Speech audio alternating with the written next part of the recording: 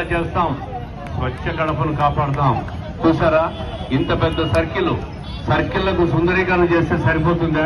Street లైట్లు ఇవ్వాల్సిన అవసరం లేదా? ప్రతి ఇంట్లో దౌర్జన్యాలు జరుగుతాయి, ప్రతి ఇంట్లో చెప్పి దొంగతనాలు చేస్తారు. ఆడవాళ్ళకు వీళ్లకు మళ్లీ ఓట్లు అడిగే హక్కు ఉందా?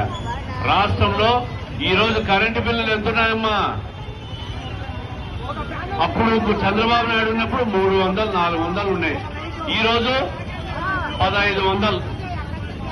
గ్యాస్ సిలిండర్ ఎంత ఉంది? అప్పుడు 500 ఉంటే ఇప్పుడు 1500 అయింది. పెన్షన్లు, కరెంటు బిల్లులకు, ఇంటికి, స్కూటర్లకు, మోటార్ సైకిళ్లకు 3 సిలిండర్లు ఫ్రీ. ముందుకు పోవాలా, సైకిల్ గుర్తుకు ఓటేయాలా.